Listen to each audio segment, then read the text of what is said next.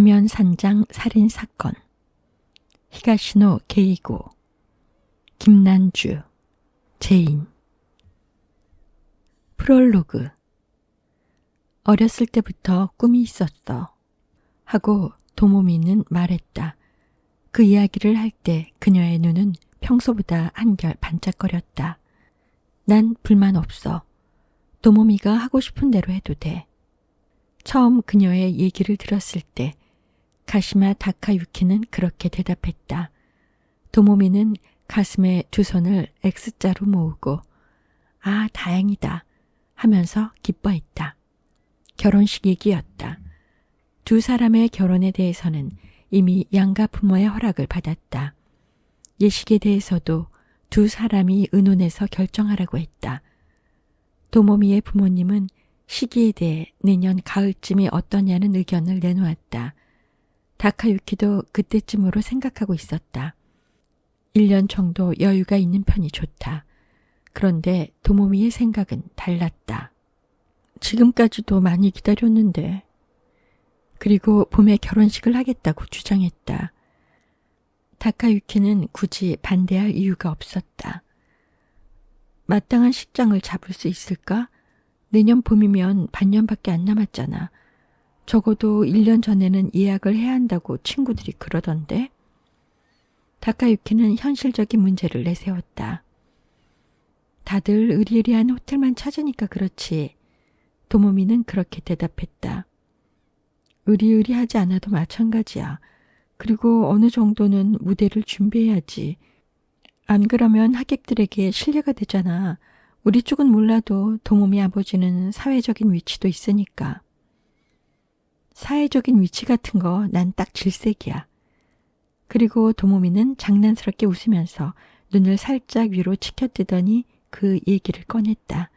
실은 희망하는 곳이 있다고. 아, 뭐야. 그럼 그렇다고 진작 말할 것이지.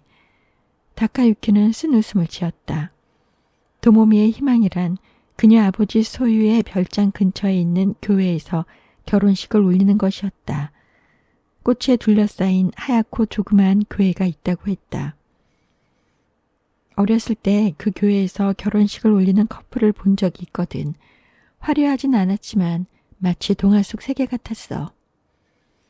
그래서 그때 결심을 했다고 한다. 자신은 반드시 거기서 결혼하겠다고. 다카유키가 승낙하자 도모미는 꿈에 부푼 소녀의 모습으로 그 교회에 어울리는 웨딩드레스에 대해 한참 얘기했다. 그런데 그 얘기가 마무리되어 갈 때쯤 그녀는 고개를 약간 숙이더니 가느다란 목소리로 이렇게 말하는 것이었다. 이런 얘기를 할 수 있다니 꿈만 같네. 그 교회에서 결혼식을 올리기는커녕 결혼하는 일 자체도 없을 거라고 생각했는데. 무슨 소리를 하는 거야. 다카유키는 웃었지만 도모미의 눈빛은 진지했다. 정말이야. 내가 이렇게 살아있는 것도 신기한데 뭐. 지금까지 살아있다니. 그리고 그녀는 모두 다카유키 씨 덕분이야 라고 덧붙였다. 그건 또 무슨 소리야.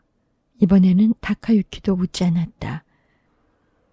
그 이후 일은 도모미의 소녀 시절 꿈이 무사히 이루어지는 방향으로 진전되었다. 그 애가 작아서 본격적인 표현을 할 수 없기 때문에 손님을 많이 부를 수는 없으므로 친척과 친하게 지내는 친구 그리고 지인 몇 명만 초대하기로 했다. 얘기를 전해 들은 도모미의 아버지는 도쿄로 돌아와서 표현만이라도 다시 할 수 있기를 바랐다. 도모미는 시큰둥했지만 다카유키가 그녀를 설득해 가까스로 대답을 얻어냈다. 결혼식 준비는 처음부터 끝까지 당사자 둘이서 했다. 그 과정에서 다카유키는 도모미의 정열적인 모습에 눈이 휘둥그레졌다. 교회와의 협의와 각종 조사를 거의 그녀 혼자서 해냈다. 순식간에 시간이 흘러 결혼식을 일주일 앞둔 시점이 다가왔다. 모든 것이 순조로웠다.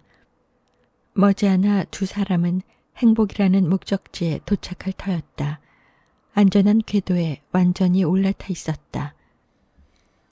그런데 그날 다카유키는 평소처럼 출근했다. 그는 규모는 작지만 비디오를 제작하는 회사를 경영하고 있었다. 처음에는 기업의 사내 연수용 비디오 교재를 만드는 것이 주된 업무였지만 최근에는 텔레비전이나 음악에 관련된 의뢰도 들어오고 있었다. 요컨대 이 업계에서 나름 성공을 거둔 부류였던 것이다. 그 전화는 다카유키가 스태프와 회의를 하는 도중에 걸려왔다. 수화기를 든 사람은 여자 아르바이트생이었다. 사장님 전화 왔는데요. 모리사키 씨, 도모미 씨의 어머니래요. 그러자 스태프 한 명이 드디어 올 게 왔군 이라고 내뱉었다. 신부 어머니가 한창 신경이 예민할 때잖아. 다카유키가 수화기를 받아들었다. 전화 바꿨습니다. 그런데 저쪽에서 대답을 하지 않았다. 그리고 무언가를 애써 억누르는 듯한 느낌이 전해졌다. 다카유키는 상대의 반응이 예사롭지 않음을 감지했다. 여보세요? 어머니, 무슨 일 있으세요? 다카유키가 묻자 참고 있던 것을 쏟아내듯 도모미의 어머니가 와락 울음을 터뜨렸다. 그리고 한참 동안 말을 잇지 못했다. 다카유키, 우리 도모미가 죽었대. 지금 경찰에서 연락이 왔는데 차를 타고 가다가 절벽에서 추락했대. 간신히 그렇게 말하고서 그녀는 다시 울기만 했다. 다카유키는 수화기를 든 채 그대로 얼어붙었다. 그날 도모미는 식장으로 예정된 교회에 간다고 했다.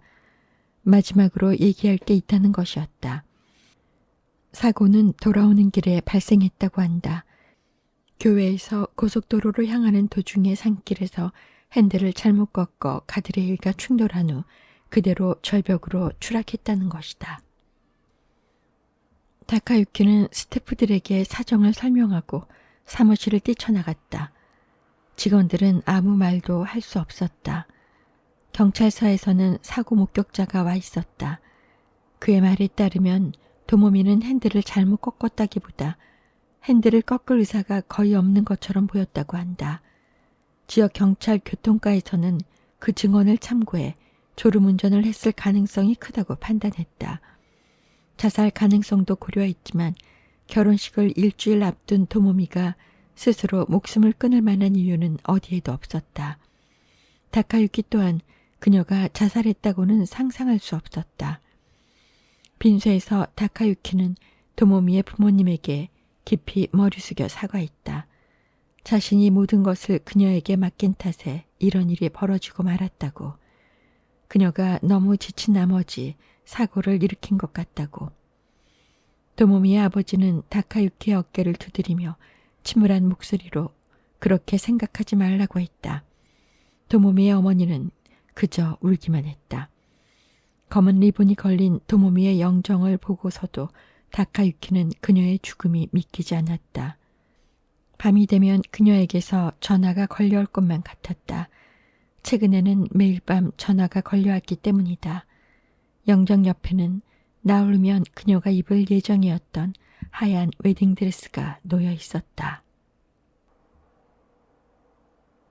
제1막 무대 1 핸들을 잡은 손에 힘이 들어갔다. 손바닥에 땀이 흥건했다. 속력을 충분히 늦추어 무사히 커브를 돌았다. 다카유키는 저도 모르게 한숨을 내쉬었다. 방금 지난 커브길이 바로 문제의 지점이다. 그리 심한 커브는 아니지만 그런 사고가 있었던 만큼 긴장하지 않을 수 없었다. 도모미가 저 세상으로 떠난 지 석 달이 지났다. 어느덧 장마철도 끝나 강렬한 햇살이 쏟아지는 날이 계속되고 있었다. 도모미의 아버지 모리사키 노부이코로부터 함께 별장에 가지 않겠느냐는 연락이 온 것은 지난주였다. 모리사키가에서는 해마다 여름이 오면 별장에서 며칠간 피서를 즐긴다. 다카유키도 올해는 도모미의 남편으로 참석할 예정이었다. 올해는 가지 말자는 의견도 있었지만 도모미가 기다리고 있는 것만 같아서 말이야. 이렇게 말하면 웃을지도 모르겠지만 모리사키가 응접실에 마주 앉았을 때 도모미의 아버지는 쓸쓸해 보이면서도 다소 수줍은 듯한 미소를 보이며 말했다. 다카유키는 기꺼이 가겠다고 대답했다. 도모미는 세상을 떠났지만 다카유키와 모리사카가의 관계가 아주 끊어진 것은 아니었다. 저쪽에서 식사를 같이 하자고 부르는 일도 많았고 다카유키도 무슨 일이 있을 때마다 도모미의 부모님을 찾아갔다. 도모미의 부모, 특히 어머니인 아스코는 지금도 여전히 그를 사익감처럼 대했다. 다카유키 역시 그들과 계속 교류하는 것이 불편하지 않았다. 그리고 그렇게 하는 것이 사업상 유리하기도 했다. 모리사키 노부이코는 제약회사를 경영하는 기업인이지만 연예계와 문화에도 관심이 크고 그 방면에 인맥도 많았다. 사실 다카유키의 회사가 최근 호조를 보이는 것도 노부이코의 지원이 있었기 때문이다. 그러니 만약 도모미가 그런 일을 당하지 않고 무사히 결혼했다면 다카유키의 미래는 한층 밝고 견고해졌을 것이다. 아니지. 다카유키는 앞 유리창 너머를 똑바로 쳐다보면서 고개를 살랑살랑 저었다. 그런 생각은 절대 하지 말자고 스스로 다짐했던 것이 떠올랐기 때문이다. 구불구불한 산길을 계속 달려 마지막으로 가장 긴 비탈길을 내려가자 눈앞에 호수가 나타났다. 다카유키는 핸들을 왼쪽으로 꺾고 호숫가를 달렸다.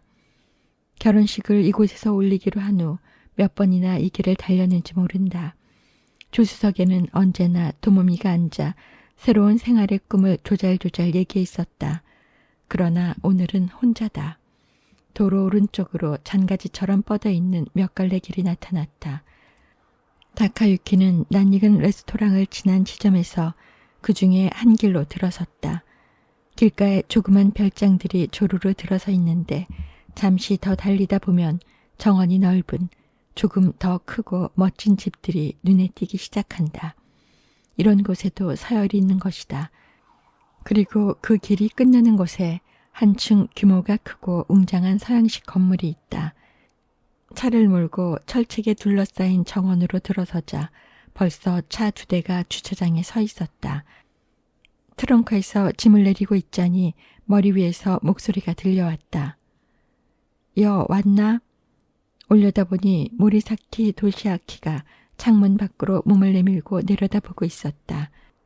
도시아키는 다카유키의 처남이 될 뻔한 인물, 그러니까 도모미의 오빠다. 안녕하십니까? 다른 사람들은요?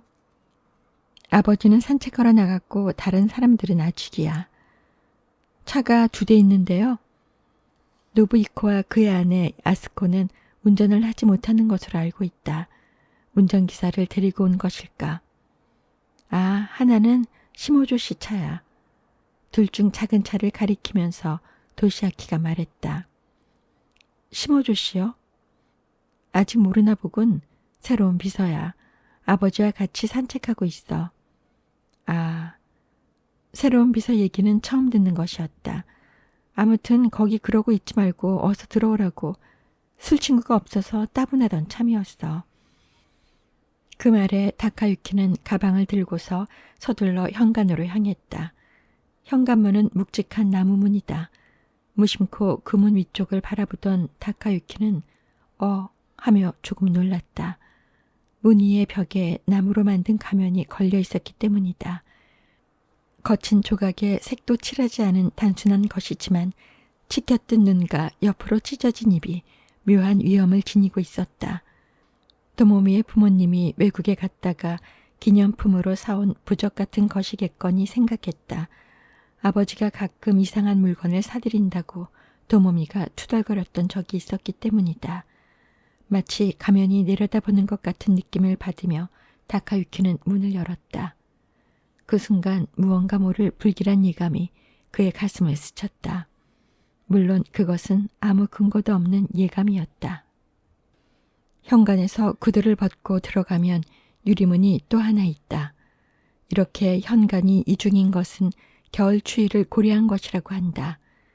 유리문을 열고 들어서면 바로 오른쪽이 2층까지 뚫려 있는 라운지다. 라운지 앞으로는 베란다가 있고 그 너머로 호수가 보인다. 베란다에 서면 이 별장이 호수 바로 옆에 있다는 것을 알 수 있었다. 호숫가 길에서 안쪽으로 많이 들어오기 때문에 호수에서 멀리 떨어진 것처럼 착각하는 것이다. 그런 생각을 하고 있는데 도시아키가 바로 옆 계단으로 내려왔다. 폴로 셔츠에 반바지 차림이었다. 일단 술부터 한잔하자고. 도쿄에서 여기까지 혼자 운전해 오느라 피곤할 텐데. 그리고 그는 식당으로 들어가 양손에 캔 맥주를 2개씩 들고 나왔다. 둘은 호수가 보이는 베란다로 나갔다. 거기에는 하얀 나무 테이블과 의자가 놓여 있다. 도시아키가 앉자 다카유키도 그와 마주보고 앉았다. 도시아키는 노부이코의 회사에 다닌다. 당연히 간부 후보다. 이제 겨우 30살인데 부장 자리를 꿰차고 있었다. 가족 외에 누가 오는데요? 다카유키가 묻자 도시아키는 맥주를 한 모금 꿀꺽 들이켜고서 대답했다. 우선 신호씨 부녀가 올 거야. 그 사람들 알지?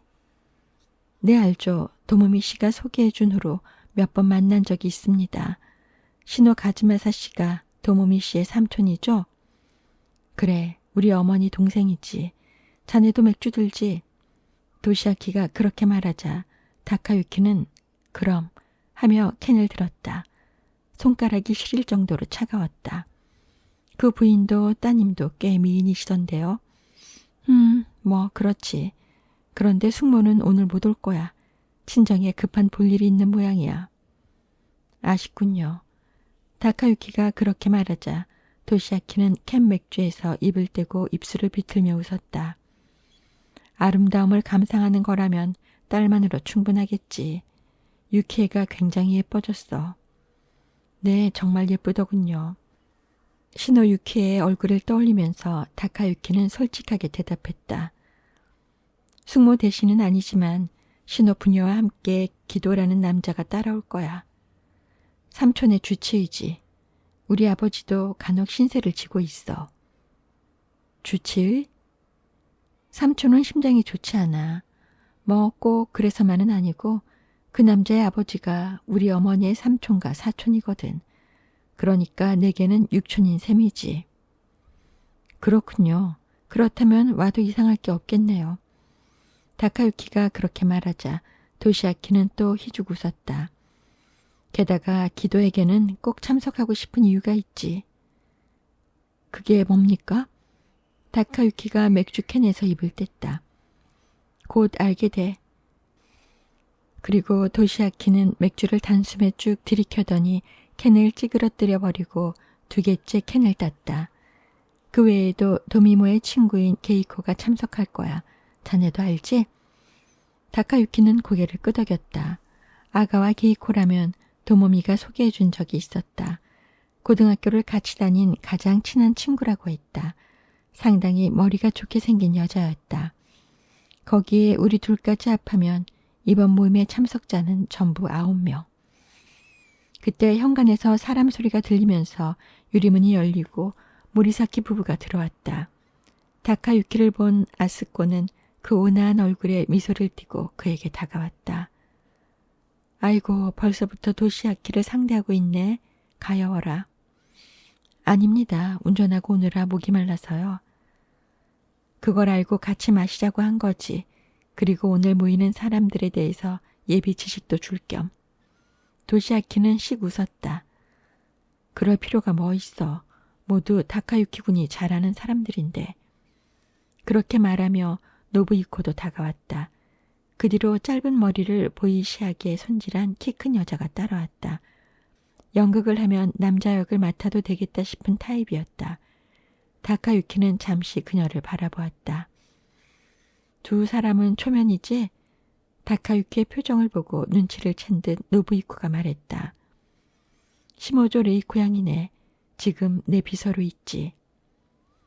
잘 부탁드립니다. 라며 그녀가 머리 숙여 인사했다. 다카유키도 허둥지둥 머리를 숙였다. 도시아키에게 비서가 새로 왔다는 말을 들었을 때는 당연히 남자인 줄 알았던 것이다. 다카유키 씨는 동쪽 맨 끝방을 사용하면 돼요. 아스코가 2층을 가리키며 말했다. 복도를 따라 난간이 있고 그 너머로 방문이 보였다. 도모미가 쓰던 방이지. 그녀는 조금 가라앉은 목소리로 그렇게 덧붙였다. 다카유키는 잠자코 고개를 끄덕였다. 처남이 많이 늦는군. 12시 조금 넘어서 도착하겠다던 사람이. 분위기가 가라앉는 걸 느꼈는지 노부이코가 라운지 벽에 걸려있는 시계를 올려다보며 말했다. 시계바늘이 3시를 지나 있었다. 오랜만에 하는 드라이브니까 느긋하게 오고 있는 거겠죠. 나는 슬슬 저녁 준비를 해야겠네. 저도 거둘게요. 아스코가 주방으로 향하자 시모조 레이코도 그녀를 따라갔다. 그럼 우리는 한판 겨뤄볼까? 그러면서 노부이코가 라운지 한가운데에 있는 조그만 테이블에 앉았다. 그 테이블에는 체스보드가 그려져 있고 서랍에는 말이 들어있다. 아니, 저는 옷을 좀 갈아입어야겠습니다. 다카유키가 그렇게 말하며 사양했다. 체스를 못하는 건 아니지만 노부이코를 상대하는 건 아무래도 어색했다. 제가 상대해드리죠. 도시아키가 캔을 들고 일어섰다. 단 물리기랑 속임수는 쓰지 않겠습니다. 너를 상대로 그런 짓을 할 필요는 없지. 그럼 다른 사람을 상대로 한다는 말인가요? 전략이 하나야. 부자의 대화를 들으면서 다카유키는 가방을 들고 계단을 올라가 라운지를 내려다보면서 복도를 걸었다. 맨 끝방이 그가 오늘 묵을 방이다. 혹시 도모미를 떠올리게 하는 물건들이 그대로 있으면 어쩌나 했는데 방은 깔끔하게 정리돼 있었다. 방문을 열고 들어서면 바로 왼쪽에 샤워실이 있고 방 안쪽 창문가에 침대와 조그만 책상이 놓여 있다. 다카유키는 다소 맥이 빠지는 걸 느끼면서도 동시에 안도했다. 도모미의 추억에 둘러싸여 있으면 도저히 잠이 올 것 같지 않다. 창문을 열자 방금 자신이 달려온 길이 내려다 보였다. 좁고 구불구불한 길이 마치 숲속에 몸을 누인 거대한 뱀 같았다. 그 길을 달리는 차 한 대가 보였다. 많이 본 듯한 하얀 승용차였다. 다카유키는 얼른 청바지와 티셔츠로 옷을 갈아입고 샤워실에서 세수를 한 후에 방에서 나왔다. 구독과 좋아요 부탁드립니다.